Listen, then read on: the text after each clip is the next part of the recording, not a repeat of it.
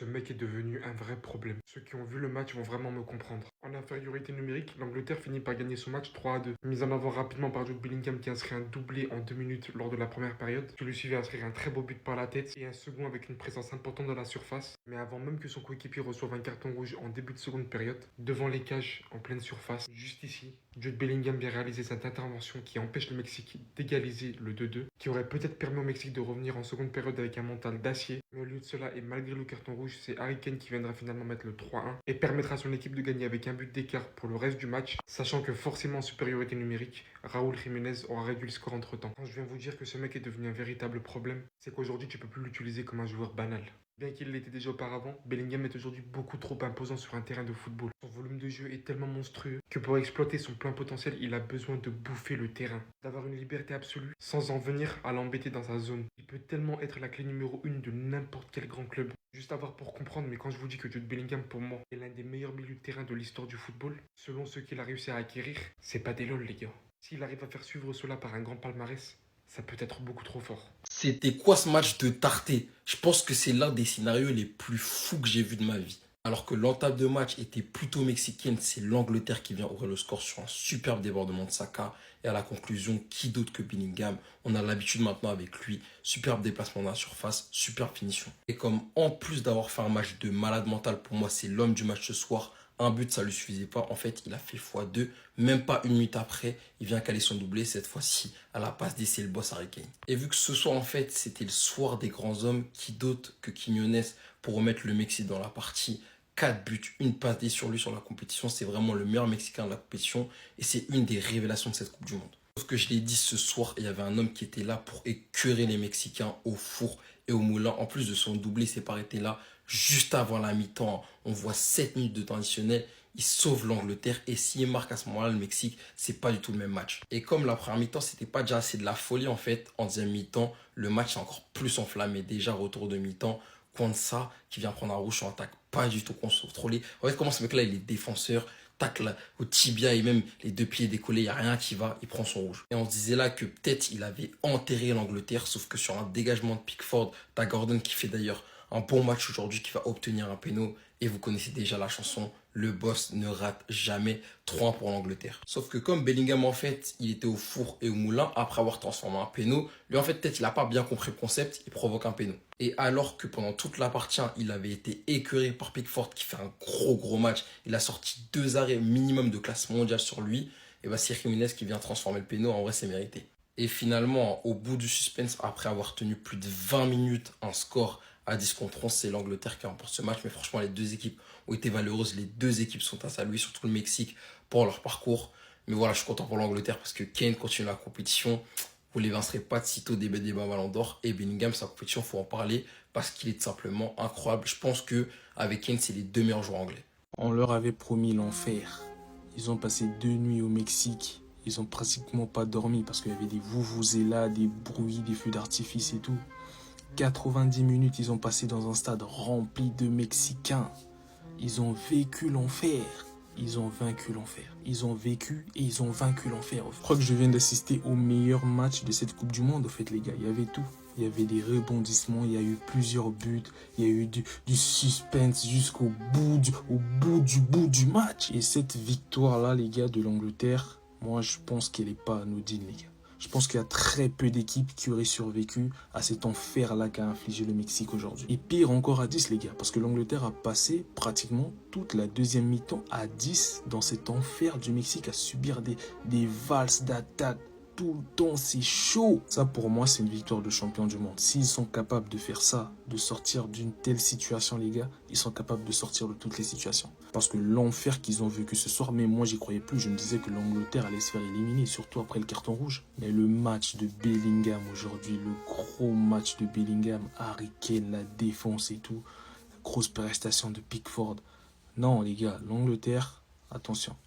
Attention, parce que quand tu sors d'une victoire comme ça, t'as un mental à toute épreuve. L'Angleterre sera championne du monde. Je vous le répète, l'Angleterre sera championne du monde. 6 juillet, 5h du matin, je vous le répète encore, l'Angleterre sera championne du monde. Troisième équipe de l'histoire en 90 matchs à s'imposer au stade Aztec de Mexico. Faut se rendre compte de la portée de l'exploit. Ils ont joué à 10 contre 11 pendant toute une mi-temps. Après un rouge parfaitement logique de Kwanzaa. Lui, j'en ferai une vidéo spéciale parce que c'est une dinguerie. Quand il est à ce niveau-là, c'est le meilleur milieu de terrain au monde. Tout simplement, en attaque, en défense, techniquement et surtout le mental de fou furieux. Il a fini, les gars, exténué. Mouiller le maillot, jouer pour la patrie, les gars, on peut rien lui reprocher. C'est une folie le match encore de Bellingham ce soir. Les Barcelonais, vous pouvez être rassurés parce que Gordon ce soir, c'est très très fort. Ça provoque un penalty, ça participe au deuxième but de Bellingham. Très actif sur son côté, ça percute pendant tout le match dans un contexte hostile. Il a répondu présent et ça fait plaisir. Quand il a fallu faire un changement entre lui et Saka, c'est Saka qui est sorti, il a terminé le match. Harry Kane, encore buteur ce soir. Les gars, l'Angleterre a envoyé un gros message au monde du football. Aller s'imposer contre un Mexique qui était très bon depuis le début de la compétition. Réduit à 10, ils ont su souffrir dans la douleur, en mettre 3 et se qualifier. Prochaine étape, la Norvège. Dites-vous juste les gars qu'il y avait un monde où à Madrid, il y aurait eu Kane et Bellingham ensemble. Car il ne faut pas oublier que Ancelotti voulait Harry Kane. Quand tu regardes cette alchimie entre Bellingham, Kane, que tu repenses au niveau de Vinicius en 2024 et Rodrigo à droite, ça aurait été du grand n'importe quoi. Kane qui rentre dans l'histoire de la Coupe du Monde et vient donc à la 5e place des meilleurs buteurs de l'histoire. Lui qui actuellement est à 6 buts, juste derrière Mbappé, Messi et Haaland. Bellingham qui affronte une équipe qui avait encaissé 0 but durant ce mondial. Non, c'est pas un problème pour lui. Il doublé en 2 minutes. Quand il est dans celle-là, tu peux juste t'asseoir et applaudir. Si c'est pas Kane, c'est Bellingham. Et Bellingham, c'est pas que des buts. C'est aussi un joueur qui mouille le maillot et qui défend énormément. C'est lui qui vient retirer le ballon sur une action très dangereuse que le Mexique a obtenue. Lui qui d'ailleurs, si je me trompe pas, est à 4 buts durant ce mondial. Bellingham, j'espère que c'est juste pour la Coupe du Monde. Que tu vas pas arriver en pétard comme ça la saison prochaine à Madrid. En quart de Coupe du Monde, il y aura de belles retrouvailles. Bellingham ainsi que Erling Haaland. Enfin bref, sinon vous les gars, vous en pensez quoi? Ramenez-vous sur Snap Instant, on s'ennuie.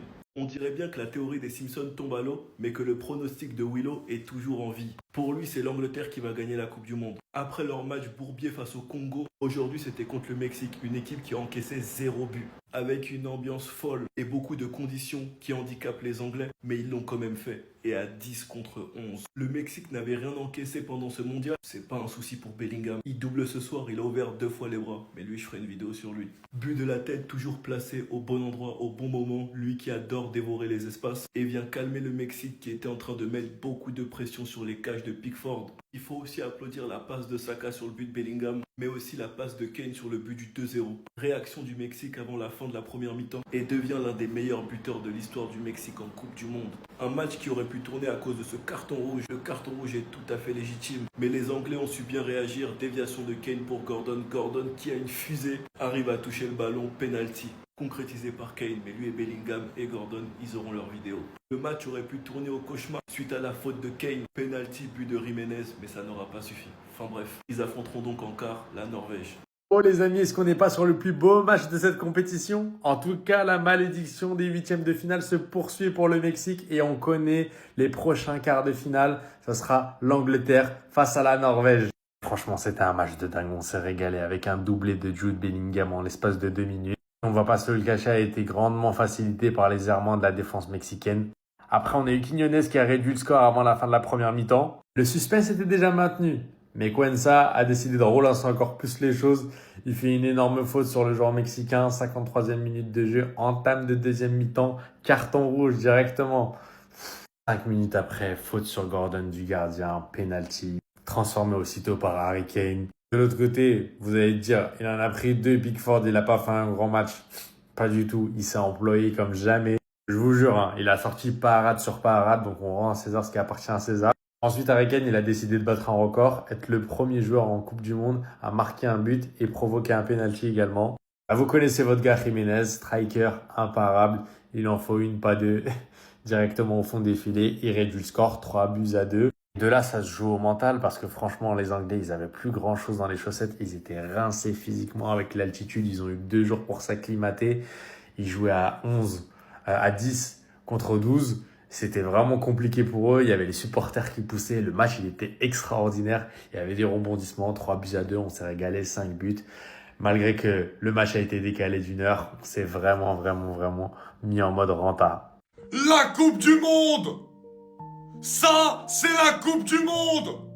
Le plus beau match de ce mondial! Il est 5h du matin et j'ai encore envie de m'arracher mon t-shirt! Quel suspense! Dans une ambiance extraordinaire, j'ai rarement vu une ambiance comme ça de toute ma vie en Coupe du Monde. Une électricité incroyable! Et un match qui restera dans les annales de la Coupe du Monde. Ce match extraordinaire entre l'Angleterre et le Mexique. Et comme le dit le titre ici, l'Angleterre sortie de l'enfer. Le Mexique, qui en 60 ans a perdu seulement 2 fois dans ce stade à Azteca, qui promettait l'enfer aux Anglais. On l'a vu sur les 30 premières minutes. Tant le Mexique était au-dessus, tant le Mexique dominait. Et puis sur 2 actions coup sur coup, l'Angleterre qui vient piquer le Mexique avec un doublé de Jude Bellingham. Mais derrière le Mexique qui en redonne, qui commence à envoyer occasion sur occasion, qui réduit la marque avec Quiñones. La mi-temps vient sauver les Anglais. À la mi-temps, on est déjà en transe. Et puis ensuite, les amis, l'Angleterre va venir marquer ce penalty avec Kane, alors que juste avant, l'Angleterre prend carton rouge avec Kwanza. Le 3-1, puis ensuite un penalty pour le Mexique, le 3-2 avec Jiménez. Et ensuite un Mexique qui pousse, mais des changements gagnants de Tuchel, qui vont finalement faire résister l'Angleterre dans une fin de match totalement incroyable à suivre. Un grand merci à tous les acteurs de ce match, parce que ça valait le coup de rester réveillé. On a assisté à du football. Ave, grande, exceptionnale, Jude. Garçon, immense respect. Et je vous jure que ce mec-là deviendra une immense légende vivante de l'Angleterre. Qu'on prenne sa Coupe du Monde 2022, qu'on prenne son Euro 2024 et qu'on prenne actuellement sa Coupe du Monde 2026. Pour se rendre compte à quel point Jude Bellingham, quand il faut répondre présent, répond présent pour les Three Lions. C'est quoi ce match de malade qu'il est venu pondre à l'Azteca? Mais est-ce qu'on se rend compte? Il est venu dans un des endroits les plus difficiles où tu peux jouer au football. Surtout quand tu joues une équipe qui est contre le pays hôte. Et il est venu pondre sa masterclass sans aucun problème. Le match de Jude Bellingham, la manière quand son équipe est en train de prendre l'eau, de venir marquer 2 buts coup sur coup pour climatiser à 2 reprises tout un stade. Et ensuite, dans l'intensité, dans le volume, au niveau de la technique, la manière dont il fait parler son talent dans le match, il a réalisé un match 10 sur 10. Il y avait tout qui était parfait. À un moment donné, la ressortie de balle où il en dribble 4 d'un coup. Tous les ballons qu'il vient récupérer. Tous les ballons pour lesquels il se bat, corps et âme. Il est prêt à lâcher son cœur sur le terrain. Il est d'une combativité, d'une exemplarité totalement folle. Le mondial qu'est en train de faire Jude Bellingham, c'est tout simplement extraordinaire. Ce mec-là deviendra une légende vivante de l'Angleterre. 2 secondes là, faut que je reprenne mon souffle. Ça fait 100 minutes, je respire pas. C'est le meilleur match de la Coupe du Monde. Le meilleur match du mondial. Si vous travaillez, tant pis pour vous. Je vous le résume. Meilleur milieu du tournoi, je vais parler dans une vidéo. Il ouvre le score. Sur un centre de Saka, tête plongeante. 98 secondes plus tard, 2-0 pour l'Angleterre. Mais vous croyez les Mexicains chez eux là, ils vont se laisser faire? Vous croyez lui, il va rien dire? Juste avant la mi-temps, 2-1, pétard. Pickford, il peut rien faire. On respire tranquille. 15 minutes. On revient en deuxième mi-temps. Carton rouge. Mérité, rien à dire. Et alors là, quand on pense qu'ils vont revenir égaliser, mon petit Barcelonais, mon petit chouchou, Aaron Gordon, il envoie une de ses vitesses. Récupération de balle, le gardien il le fauche dans la surface. Prince Harry qui tremble pas. 3-1 pour l'Angleterre, grâce à ces 2 hommes. Mais c'est pas fini parce que dites-vous que le Mexique aujourd'hui, ils y ont envoyé 46 centres. 46 centres, je sais pas si vous réalisez. À 10 contre 11, l'Angleterre gagne 3-1 à Harry Kane, dans la surface. Penalty pour le Mexique. Chacun son tour, c'est à Jiménez de briller. Il claque son péno. Et après on respire plus jusqu'à la fin du match. Le Mexique qui pousse. Score final 3-2 pour l'Angleterre. À 10 contre 11, les hommes de Thomas Tuchel l'ont fait. Ils vont aller affronter la Norvège en quart de finale. Et si vous avez raté ce match, les gars, bah abonnez-vous parce que tous les matchs de la nuit, vous aurez quand même le récap. S'il te plaît. Quitte ce club de merde. Pars-toi du Real. Je vais juste floquer ton nom sur un maillot.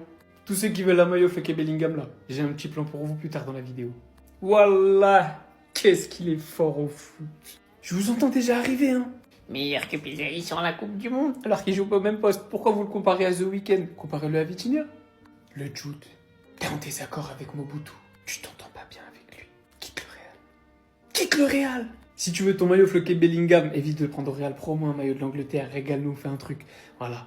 Street Player avec le code BEN, t'as une réduction, ça livre partout dans le monde, c'est de la qualité, je m'emporte garant les gars, 100% fiable, faites-vous plaisir, club, sélection, NBA, tout ce que vous voulez. Je sais pas si vous avez vu son match, mais ça là, c'est pas un match de grands joueurs, c'est pas un grand match, c'est un match de très grands joueurs. C'est un très grand match qu'il a sorti aujourd'hui. Juste comme ça pour la stat, pour le record, il s'assoit sur le podium du doublé le plus rapide en Coupe du Monde. 98 secondes entre ses deux buts. Mais si vous me demandez aujourd'hui, il a mis un triplé. Non, parce qu'à ce moment-là, c'était but. À ce moment-là, si Jude Bellingham ne fait pas un retour défensif, ça finit au fond. S'il ne fait pas cette intervention pour envoyer la balle en corner, le match est relancé. Jusqu'à Mesken à la fin, à la 100e minute, il s'est écroulé sur le terrain, tellement il a donné. Moi, vous dites ce que vous voulez. Vous rentrez dans les comparaisons que vous voulez, j'en ai rien à foutre. Je suis pas dans vos débats de merde. Un joueur comme ça, là, ça doit être un leader dans ton équipe. Un joueur qui mouille autant le maillot, vous me dites ce que vous voulez, il a des gestes d'humeur, il râle sur le terrain, je m'en fous. Des joueurs aussi doués techniquement, capables de marquer des buts, d'être bons au milieu de terrain, avec un aussi gros volume de jeu, autant d'efforts défensifs, qui sont capables de te faire gagner des matchs par leur défense, par leur attaque, par leur intelligence, de conserver des balles comme il l'a fait aujourd'hui en fin de match quand l'Angleterre balançait des mines et réussissait à contrôler et à faire perdre du temps à l'équipe adverse. Non, vous en trouverez pas beaucoup des joueurs capables de faire tout ça sur un terrain. Il peut faire tous les gestes d'humeur qu'il veut. À la fin, Jude Bellingham, la seule chose qu'on ne pourra jamais lui reprocher, c'est que sur le terrain, il fait pas semblant. Au Real, il fait pas semblant.